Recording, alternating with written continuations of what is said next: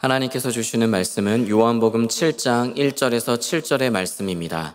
그 후에 예수께서 갈릴리에서 다니시고 유대에서 다니려 아니하심은 유대인들이 죽이려 함이러라. 유대인의 명절인 초막절이 가까운지라. 그 형제들이 예수께 이르되 당신이 행하는 일을 제자들도 보게 여기를 떠나 유대로 가소서. 스스로 나타나기를 구하면서 묻혀서 일하는 사람이 없나니 이 일을 행하려 하거든 자신을 세상에 나타내소서 하니, 이는 그 형제들까지도 예수를 믿지 아니함이러라. 예수께서 이르시되 내 때는 아직 이르지 아니하였거니와 너희 때는 늘 준비되어 있느니라. 세상이 너희를 미워하지 아니하되 나를 미워하나니 이는 내가 세상의 일들을 악하다고 증언함이라. 아멘. 요한복음 7장에 들어오면서 갑자기 예수님을 둘러싼 주변 분위기가 급변하기 시작합니다. 7장 1절에 보시면 그 후에 예수께서 갈릴리에서 다니시고 유대에서 다니려 아니하심은 유대인들이 죽이려 함이니라. 불과 한 장 앞에서만 해도 예수님은 백성들이 왕 삼으려고 했던 분입니다. 근데 갑자기 그의 신변에 어둠이 짙게 깔려오기 시작합니다. 유대인들이 그를 죽이려고 하기 때문이다. 도대체 한 장 사이에 무슨 일이 있었던 걸까요? 그는 갈릴리뿐만 아니고 유대에서도 많은 기적을 베푸시고 또 많은 사람들을 끌어모으시지 않았습니까? 엄청난 카리스마로 백성들의 질병을 고쳐주시고 오병이어의 기적을 베푸셔서 이들의 필요를 채워주셨던 분 아닙니까? 그 기세로 얼마든지 예수님은 세상 한복판에서도 성공한 사역, 행복하면서도 왕성한 사역을 하실 수 있었습니다. 그런데 무엇 때문에 이렇게 갑자기 분위기가 반전이 되고 있는가?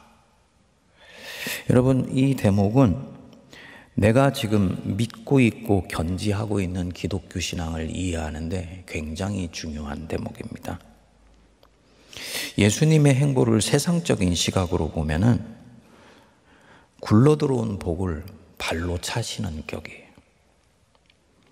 이분은 분명히 세상을 바꾸시려고 왔어요. 어두운 세상에 빛으로 오셔서 거기에 있는 사람들 깨워내고 그 어둠을 빛이 환한 곳으로 바꾸시려고 오셨어요. 그리고 이것을 이루려면 예수님에게는 힘이 필요합니다. 세상을 바꾸는 데는 힘이 필요하니까. 그리고 예수님이 쓰실 수 있는 가장 손에 닿는 힘은 예수님을 따르는 이 대중의 절대적인 지지입니다. 그게 곧 힘이니까. 그런데 그는 전혀 다르게 길을 가세요. 백성이 임금 삼으려고 하시니까 산으로 가시고, 당신을 쫓아온 무리들에게 육체의 썩을 양식을 찾지 말고 영생하도록 있는 양식 찾아라 하시면서 일갈하십니다.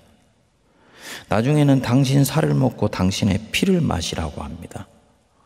너무 어렵고 또 너무 신비주의적으로 들립니다. 결국 사람들 다 떠나가고 그를 추종했던 제자들도 많이 떠나버리고 12명만 남았다 그럽니다. 이것이 갈릴리 지역에서 있었던 사건들이에요. 근데 유대 지역에서도 얼마든지 성공하실 수 있었어요. 유대 땅 예루살렘에서도 얼마든지 화려한 사역을 하실 수 있었습니다. 그런데 그렇게 하지 않으셨어요. 굳이 안식일에 병을 고쳐주셔서 지도층과 갈등을 가져옵니다. 그리고 이것이 예수님을 위기에 빠뜨리기 시작해요. 5절에 보면은 하나씩 사람들이 떠나는 모습을 보고 예수님의 친족들까지도, 그의 가족들까지도 예수를 믿지 않는다라고 요한복음은 보도합니다. 목회자로서 제가 예수님의 사역을 보면서 묻게 됩니다. 왜 좀 더 쉽게 사역하실 수 있는 길이 있는데 저렇게 어렵게 하실까? 얼마든지 화려한 목회 하실 수 있는데 왜 저렇게 고단한 목회를 하실까? 그렇지 않습니까?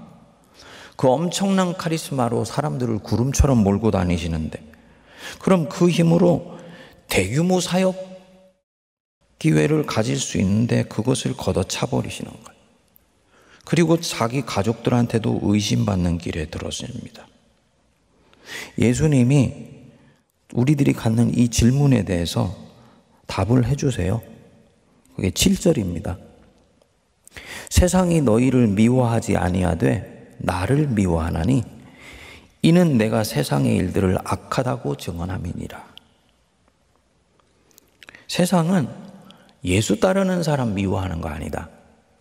예수 따르는 사람 미워하는 거 아니고 예수님을 따라가도록 만드는 예수님 그 사람들 안에 있는 영, 하나님의 영, 그 영을 보내신 예수님 자신을 미워하고 있는 거다.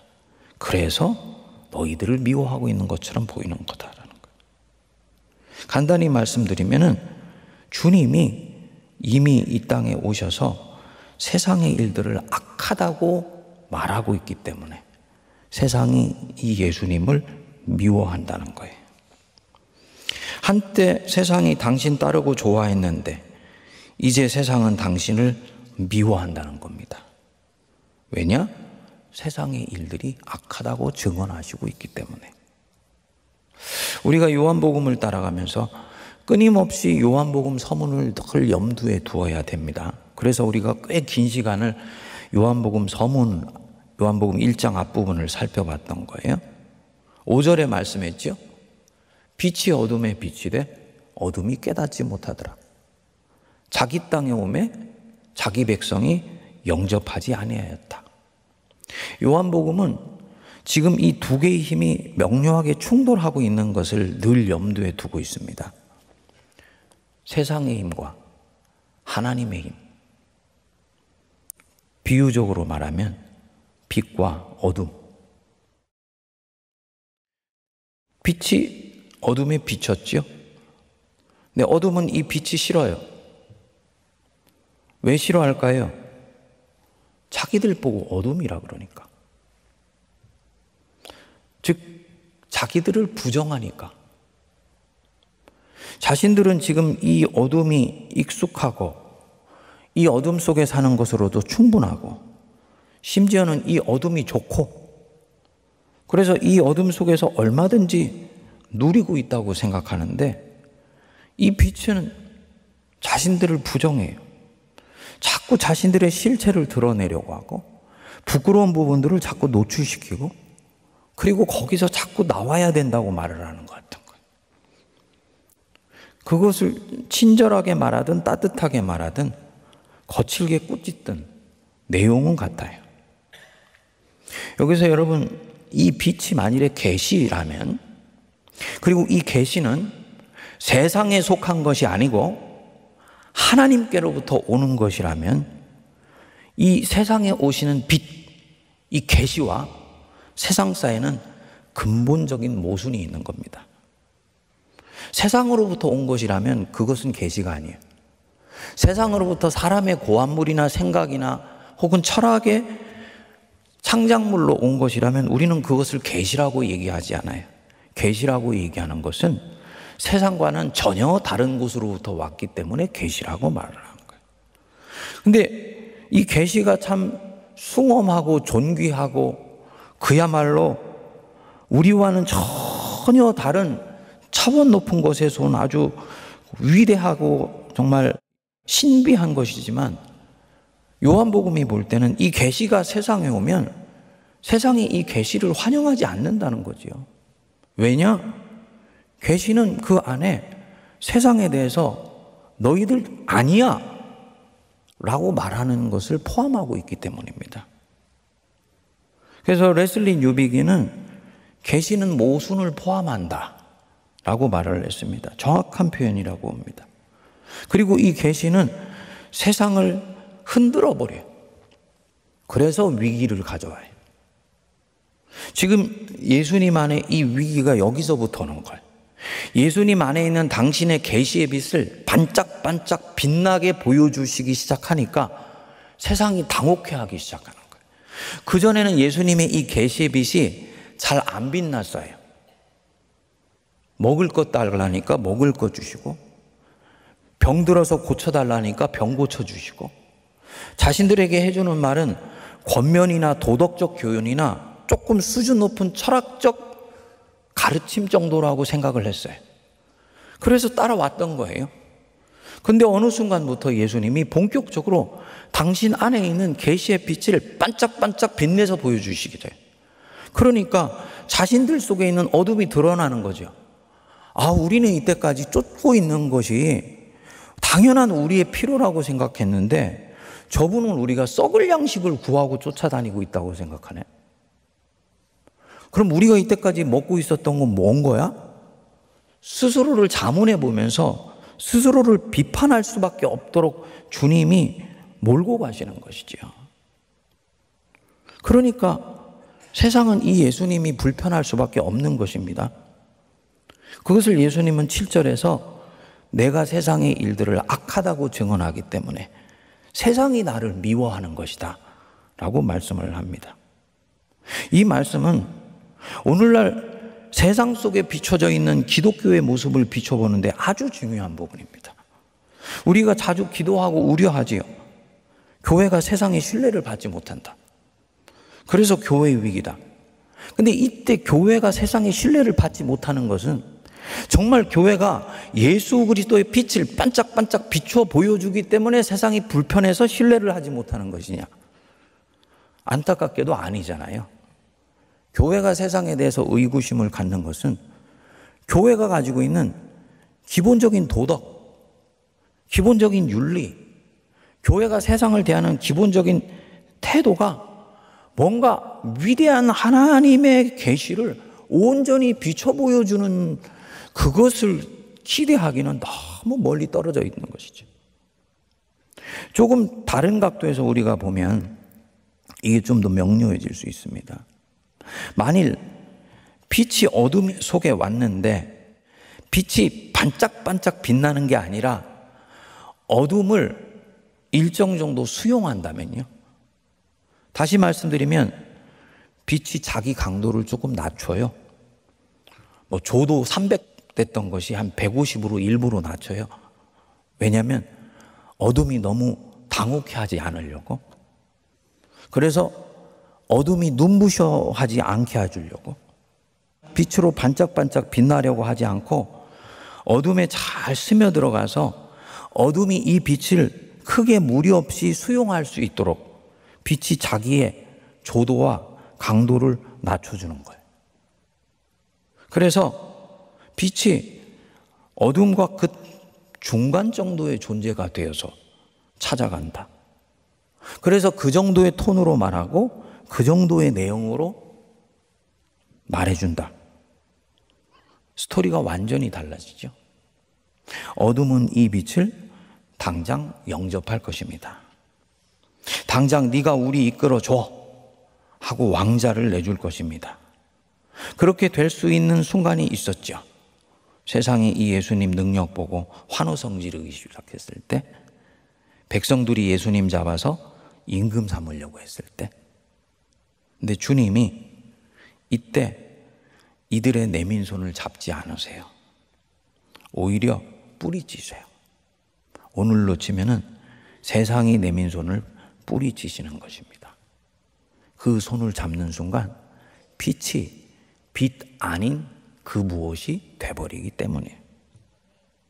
그리고 이때부터 세상을 부정하고 세상을 부끄럽게 하는 말씀을 하시기 시작해요. 너희가 나를 따르는 것은 표적을 본 까닭이 아니요 먹고 배부른 까닭이다. 썩을 양식을 위하여 일하지 말고 영생하도록 있는 양식을 위하여 하라.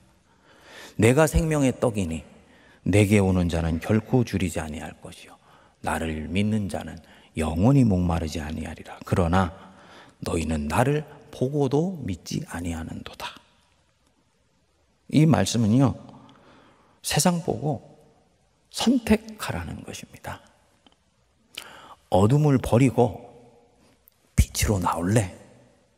아니면 어둠 속에 머물러 있으면서 결국은 계속 나와 충돌할 것이냐? 주님은 이 부분에서 타협하지 않으세요. 이들이 당분간 당신께로 올 마음이 없는 것을 아시고는 당신 자신에게 부여된 길을 가세요. 우리가 아는 십자가의 길입니다. 썩어져서 미랄이 되는 길. 당신 자신은 생명을 다 갈아 넣어서 죽어 없어지시고 이로 인해서 세상에 생명을 주시는 길.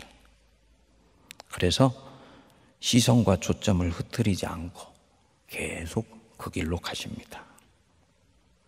세상은 이 길을 좋아합니까? 싫어합니까? 세상은 이 길이 싫어요. 예수님이 가시는 이 길이 싫어요. 그를 잘 이해하고 따라가야 되는 제자들도 싫어요.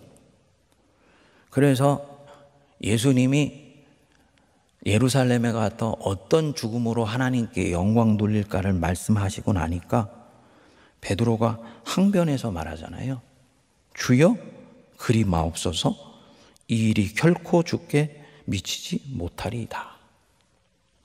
솔직히 말하면 좀 편하게 믿고 편하게 예수님 따르고 주님 십자가가 아니고 주님하고 같이 예루살렘 가서 영광 받고 싶다는 얘기죠. 화려한 영광으로 이 고생길 보답받고 싶다는 얘기죠. 그런데 주님이 뭐라 그러십니까? 사탄아 내 뒤로 물러가라. 너는 나를 넘어지게 하는 자로다. 네가 하나님의 일을 생각하지 아니하고 도리어 사람의 일을 생각하는도다. 쉽고 편하고 화려한 사역. 모든 목회자들이 꿈꾸는 것인지 모릅니다. 쉽고 편하고 칭찬받고 박수받는 인생길. 모든 성도들이 다 원하는 인생길일지 모릅니다. 그런데 주님은 말씀하시잖아요. 그것은 하나님의 일이 아니라 사람의 일이다. 우리 주님이 말씀하셨습니다. 좁은 문으로 들어가라. 멸망으로 인도하는 문은 크고 그 길이 넓어 그리로 들어가는 자가 많다. 생명으로 인도하는 문은 좁고 그 길이 협착하여 찾는 자가 적음이니라. 그 뒤에 말씀하죠. 거짓 선지자들을 삼가라. 양의 옷을 입고 너희에게 다가오나 속에는 노략질하는 일이라. 성도님들, 주님께서 우리에게 주신 구원의 은혜 붙들고 호흡을 잠시 가다듬고 좁은 문으로 들어가는 은혜가 임하게 되기를 바랍니다. 멸망으로 인도하는 문은 크고 그 길이 넓어요. 그래서 찾는 사람도 많고 그것은 다 화려한 길이기 때문에 꽃길이기 때문에 다 가고 싶어 하는 길이에요. 그리고 많은 예수 믿는 사람들도 그리로 걸어가고 있거나 그 길을 동경해요. 그 길로 가지 않지만 늘 그곳을 기웃거려요. 근데 문제는 뭐냐? 거기에는 생명이 없다. 생명으로 인도하는 문은 좁고 그 길이 협착하여 찾는 이가 적다. 그러면서 뒤에 말씀하셨잖아요. 거짓 선지자들 삼가라. 왜 갑자기 거짓 선지자들 얘기 나왔을까요? 거짓 선지자들은요, 선지자인 척 하는데 사람들에게 화려한 것 말해주는 거예요. 그들이 편하게 생각해 줄 수 있는 것 말하는 거예요. 어둠 속에 있는 자들에게 거기 어둠이 아닐 수도 있으니까 편안하게 그렇게 믿어도 돼라고 말하는 자, 그가 거짓 선지자들이에요. 백성들이 세상에서 가지고 있는 관심, 그곳에 주목해가지고 그곳 말하는 자들이에요. 당연히 따르는 사람들도 많고 많은 군중들이 모이고, 그리고 마치 그가 세상을 구원할 것처럼 보일 수도 있다는 거예요. 예수님이 예루살렘 가셔서 십자가에 매달리실 때 그가 세상의 구원자라고 누가 알 수 있었겠습니까? 부활하시고 나서도 몇몇 사람밖에 이분의 구원자라는 것을 알지 못했어요. 썩어지는 미랄처럼 하나님의 구원 사역은 시작되는 것이다. 그렇지 않고 화려하게 사람들 이목 끌려고 하는 자, 그가 거짓 선지자인지 잘 살펴라. 양의 옷을 입고 너희에게 다가오나 속에는 노략질하는 일이라. 무엇을 노략질하겠습니까? 백성들의 생명을 노략질하는 거예요. 교회가 특정 이념과 사상과 세상의 이데올로기에 동일시하면 안 되는 절대적인 이유가 바로 여기에 있습니다.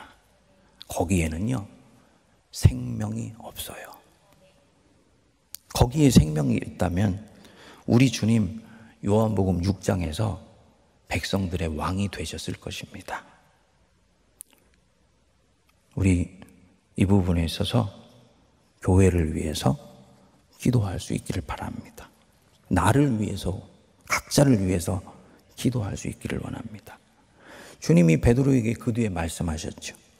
누구든지 나를 따라오려거든 자기를 부정하고 자기 십자가를 지고 나를 쫓을 것이니라. 기도하겠습니다. 하나님 아버지, 요한복음의 묵상이 깊어질수록 우리 자신과 한국교회가 서 있는 현재의 자리를 명료히 보게 해주시니 감사합니다. 있어야 할 곳에 있지 않고 향해야 되는 눈빛을 향하지 않고 동경해야 되는 것을 동경하지 아니하며 주님이 우리에게 말씀하신 것과 너무 멀리 떨어져 있는 우리 자신을 발견하게 하시니 감사합니다. 때로는 불편하고 때로는 눈 감고 싶고 때로는 도망가고 싶고 때로는 우리가 믿어왔던 모습을 부정하는 것 같아 마음이 심히 불편합니다. 하지만 계시의 말씀이 내게 비춰주셔서 나의 가리웠던 것과 덮여졌던 것과 은폐되었던 것들을 들춰 보여주실 때 주님 앞에서 믿음과 용기를 발할 수 있도록 은혜 내려 주시옵소서. 제자들처럼 주는 그리스도시요 살아계신 하나님의 아들이시니다 고백하게 하시고 우리 예수님 신뢰하며 우리 예수님 사랑하기에 생명길을 위해서 이 불편함을 주신 건 믿고 주님 앞에 정직하게 나아가 고백하며 주님 손 붙드는 우리 모두가 되게 하여 주시옵소서. 세상이 주님을 미워하며 기독교가 시작되었다는 것 잊지 않게 하여 주시고 세상 한복판에 빛을 반짝반짝 들이어 어두운 세상을 불편하게 하며 안절부절하지 못하게 만들며 결국은 이것 때문에 깨어나 생명 되신 예수님께로 돌아오는 대역사가 나타나게 하여 주시옵소서. 이제는 우리 주 예수 그리스도의 크신 은혜와 하나님 아버지의 무한하신 사랑하심과 성령님의 위로교통 감동 감화 역사하심이 빛이 어둠에 왔으되 어둠이 깨닫지 못하였도다.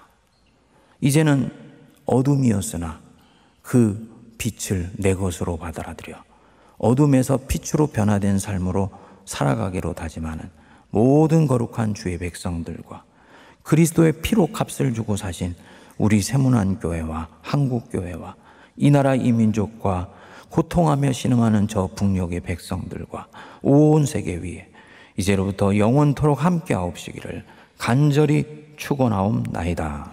아멘.